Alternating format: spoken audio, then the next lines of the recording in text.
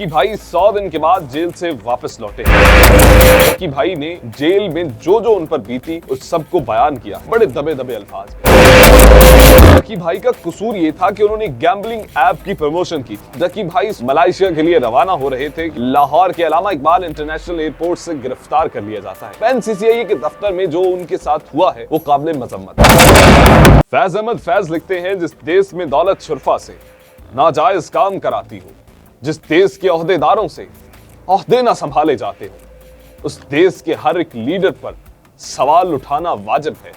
उस देश के हर एक हाकिम को सूली पे चढ़ाना वाजिब है।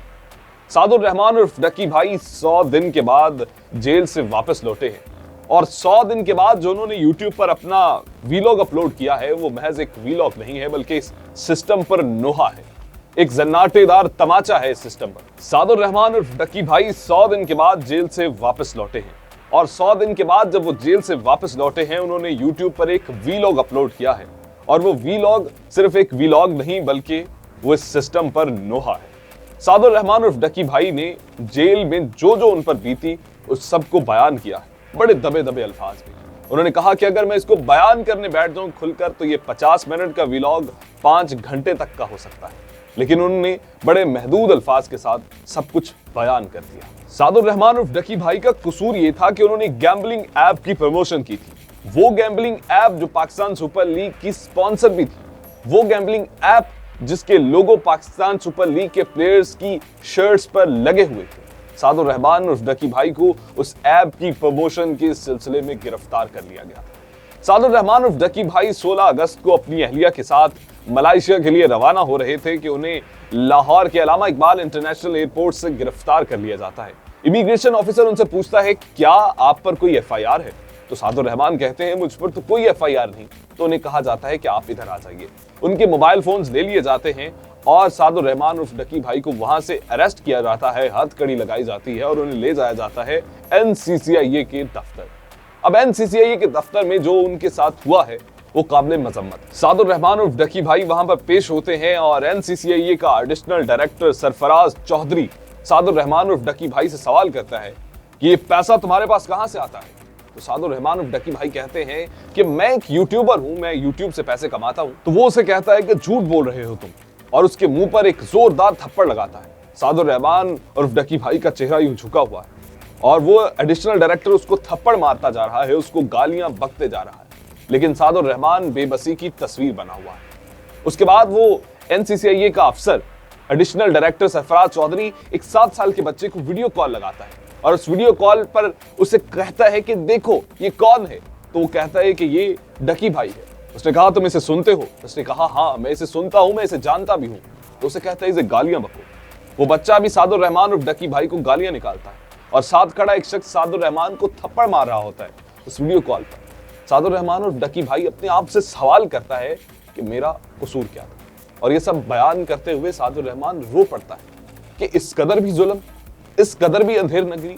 उसके बाद सिर्फ यहां तक ही बात महदूद नहीं रहती, सिर्फ गालियों और थप्पड़ों तक बात महदूद नहीं रहती। सादुर रहमान उर्फ डकी भाई को कहा जाता है कि आप हमें पैसे दें। सादुर रहमान उर्फ डकी भाई से कहा जाता है कि आपका केस 7 से 8 में हो जाएगा।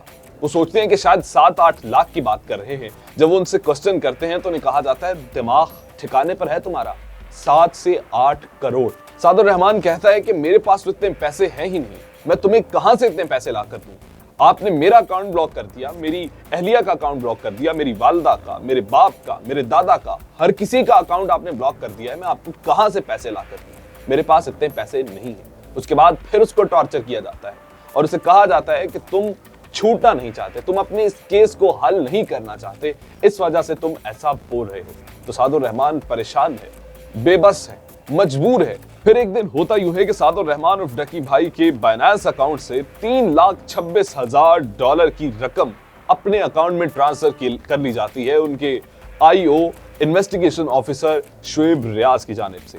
और फिर वो जब रकम ट्रांसफर कर ली जाती है तो वो सिर्फ अपने पास रखी जाती है, ना कि किसी NCCIA के अकाउंट में ट्रांसफर की जाती है, ना किसी गवर्नमेंट के किसी अकाउंट में ट्रांसफर की जाती है। समझ लीजिए कि उन्होंने वो रिश्वत के तौर पर अपने पास ले लिया, या भत्ता कह लीजिए इसे। वो रकम उन्होंने अपने पास रख ली और सादुर रहमान सवाल करता रहता है कि ये रकम आपने अपने अकाउंट में ट्रांसफर क्यों कर ली, ये मेरे पैसे हैं। अगर आपने किसी हुकूमत की कस्टडी में दी है, गवर्नमेंट की कस्टडी में दी है, तो इसकी कोई रिसीविंग, लेकिन उसको कुछ नहीं बताया जाता, बल्कि उसे फिर से मारकर उसे चुप करवाकर बिठा दिया जाता है। उसके बाद सादुर रहमान उर्फ डकी भाई की अहलिया अरूब जतोई वहां पर पहुंचती है। सादुर रहमान उर्फ डकी भाई से उनकी मुलाकात होती है, तो वहां पर भी वो एडिशनल डायरेक्टर कहता है कि तुम सादुर रहमान उर्फ डकी भाई को अगर बचाना चाहते हो तो इतने पैसे लाकर दो, इतनी अमाउंट लाकर दो। तो वो उनसे अमाउंट की डिमांड करते हैं। उसके बाद सादुर रहमान उर्फ डकी भाई की अहलिया अरूब जतोई पर भी इल्जामात लगाए जाते हैं और उनसे कहा जाता है कि अगर तुम चाहती हो कि तुम पर FIR ना हो तो तुम भी 1 करोड़ रुपए लाकर दो। अब अरूब जतोई कहती है कि इतने पैसे हम आपको कहां से लाकर दें, हमारा सब कुछ तो आपने ले लिया है, हमारे बैंक अकाउंट्स तक ब्लॉक हो चुके हैं, इतने पैसे हमारे पास नहीं है। तो फिर बात आ जाती है 60 लाख रुपए पर कि 60 लाख रुपए दे दो फिर तुम्हारी जान छोड़ देंगे। सादुर रहमान का कोई मामू ऑस्ट्रेलिया से फ्लाई करके पाकिस्तान आता है, उससे पैसे उधार लेकर उनके मुंह बंद किए जाते हैं और फिर जाकर अरूब जतोई की जान छूट जाती है, लेकिन सादुर रहमान उर्फ डकी भाई अभी भी उनकी कस्टडी में है। अब यहाँ पर एक ट्विस्ट आता है। सादुर रहमान उर्फ डकी भाई की मुलाकात होती है एक ऐसे शख्स के साथ जिसकी उन्होंने आइडेंटिटी तो जाहिर नहीं की, लेकिन उन्हें बिग ब्रदर कहा है। ये बिग ब्रदर है कौन? इसका ताल्लुक इंटेलिजेंस से है। वो सादुर रहमान उर्फ डकी भाई से पूछता है कि क्या तुमसे इन्होंने किसी तरह की किसी पैसे की डिमांड की है? तो सादुर रहमान क्योंकि उसे जानता नहीं था तो उसने मना कर दिया कि मुझसे उन्होंने कोई पैसे नहीं लिए। उसके बाद वो शख्स चला जाता है। दूसरी बार जब फिर मुलाकात होती है तो सादुर रहमान कहता है नहीं, इन्होंने मुझसे पैसे नहीं लिए। तीसरी दफा जब उससे मुलाकात होती है तो वो शख्स सादुर रहमान से पूछ लेता है कि तुमने किसको पैसे दिए? सादुर रहमान हैरान होता है। उसके बाद उसे बता देता है कि ये अफसरान है।